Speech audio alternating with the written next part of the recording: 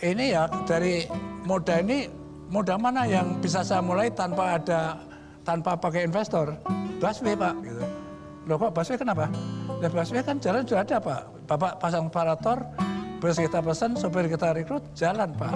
Nah, ini pertanyaan terakhir kepada tim. Koridor mana yang bisa saya mulai dari 15 koridor yang paling sibuk? Koridor 1 Blok M Kota. Itulah cikal bakalnya dan saya resmikan 15 Januari 2004. Ya. Warga Jakarta patut berterima kasih sama orang ini. Ya, Bang Yos atau Sutioso. Gubernur DKI Jakarta ke-12 ini yang membuat warga Jakarta kini bisa punya transportasi umum yang nyaman, aman, dan murah berkat hadirnya layanan Transjakarta. Ternyata dalam memperjuangkan berdirinya Transjakarta, Bang Yos beserta jajaran timnya kala itu harus dihadapkan dengan panen hujatan. Yang mana kala itu banyak orang yang pesimis sama proyek transportasi Transjakarta ini. Di demo habis-habisan dari banyak pihak ya, termasuk ada juga senior saya. Ya saya ketawa aja, senior saya itu dari militer gitu. Kendaraan kebul-kebul tak ganti yang keren gitu kok ditolak kan jadi aneh aja, nggak masuk akal. Dan harusnya kan mereka ini malu kepada saya kan. Nah nyatanya sekarang kan namanya Transjakarta itu jadi primadona transportasi masyarakat.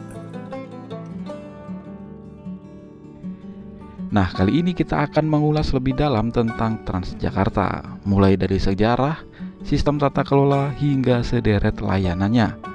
Oke, langsung saja mari kita ulas bersama.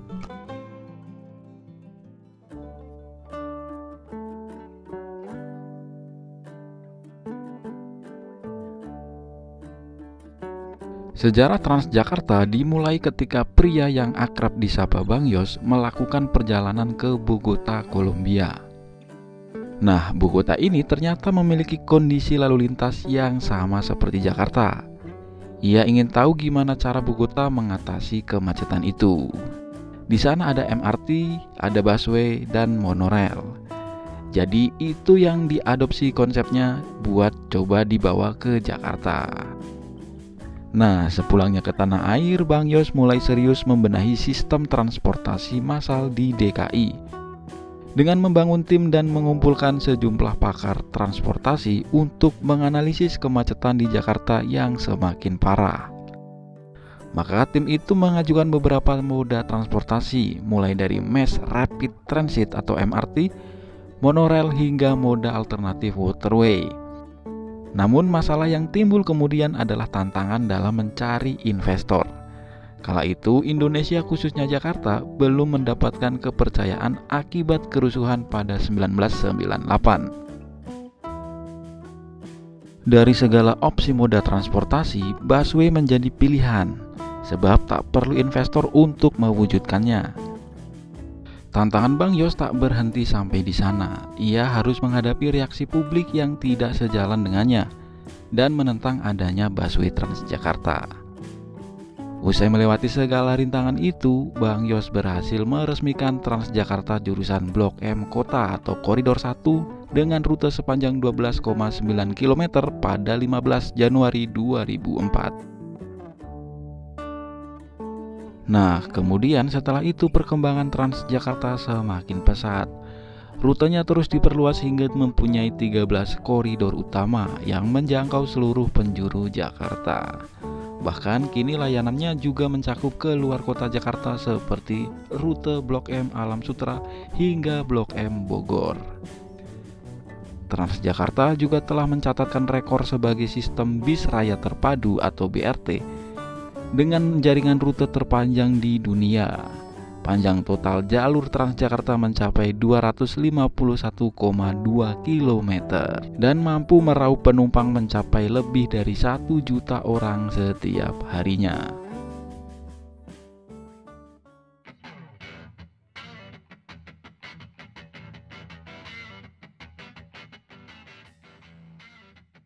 Menjadi transportasi andalan warga Jakarta, Transjakarta punya banyak layanan yang bisa mengakomodir kebutuhan transportasi warga Jakarta. Mulai dari layanan BRT yang menggunakan jalur khusus ditandai dengan bis Transjakarta berwarna biru.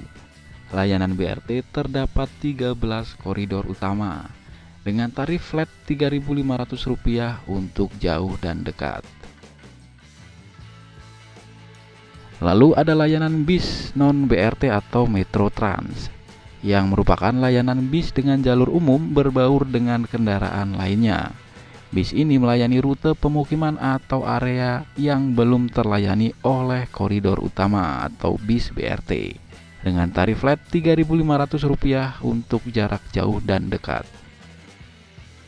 Lalu ada layanan bis mini trans, salah satu layanan pendukung Transjakarta yang menggunakan bis berukuran sedang dengan kapasitas 20-an orang untuk menjangkau wilayah jalanan yang sempit dan tidak bisa dilewati oleh bis besar dengan tarif flat Rp3.500 jauh dekat.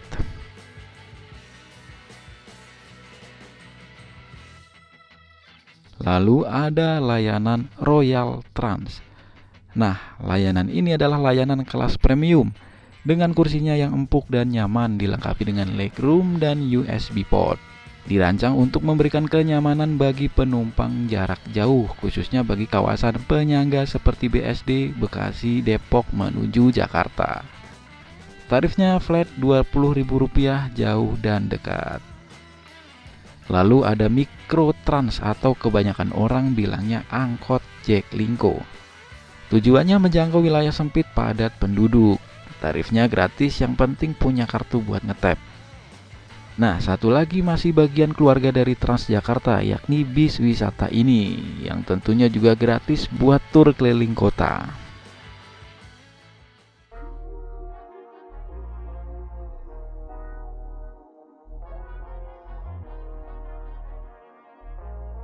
Transjakarta bisa berkembang sebesar ini tentu karena sistem tata kelolanya yang cukup baik dan berkompeten. Kini Transjakarta memiliki status kelembagaan sebagai PT atau perseroan terbatas dengan nama PT Transportasi Jakarta. Kepemilikan saham 100% milik Pemprov Jakarta melalui Dinas Perhubungan DKI Jakarta dan BUMD DKI Jakarta. Dalam pengoperasiannya, PT Transportasi Jakarta selain punya armada bis sendiri, Transjakarta juga menjalin KSO dengan beberapa operator swasta dengan skema atau model kerjasama berupa by the service. PT Transjakarta bertugas sebagai pengelola sistem seperti tarif, rute, dan jadwal. Sedangkan pihak operator swasta bertugas menyediakan armada, pengemudi, dan teknisi hingga melakukan perawatan armada. Transjakarta akan membayar jasa servis kepada operator swasta berdasarkan hitungan per kilometer, bukan per jumlah penumpang. Apakah operator swasta dibayar murah sama PT Transjakarta? Kan tarifnya aja 3.500 jauh dekat. Nah, tentunya tidak semurah itulah. Menurut Gubernur DKI Jakarta, Pramono Anung mengungkapkan Pemprov Jakarta selama ini memberikan subsidi sebesar 11.500 per penumpang Transjakarta. Gunanya untuk menekan harga tiket transportasi antar kota yang seharusnya adalah 15.000 per orang. Setelah disubsidi, itu harga per penumpang menjadi Rp3.500. Dari mana duitnya? Tentu sumbernya dari APBD DKI. Kalau gitu PT Transjakarta nggak dapat untung dong. Berdasarkan laporan tahunan pendapatan operasional Transjakarta tahun 2022 sebesar 1,4 triliun. Sedangkan kerugian atau defisit rata-rata per tahun sebesar 2-3 triliun per tahun.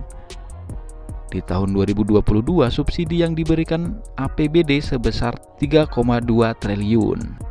Nah, tentunya layanan publik milik pemerintah seperti ini memang targetnya bukan buat cari untung. Tujuannya untuk kepentingan masyarakat. PT Transjakarta jika ingin mencari cuan bukan dari jualan pelayanan, tapi dari penyewaan iklan atau komersialisasi fasilitas seperti halte dan livery bis. Nah, sampai di sini dulu episode Ngulas Bis kali ini. Makasih buat yang udah nonton. Wassalamualaikum warahmatullahi wabarakatuh.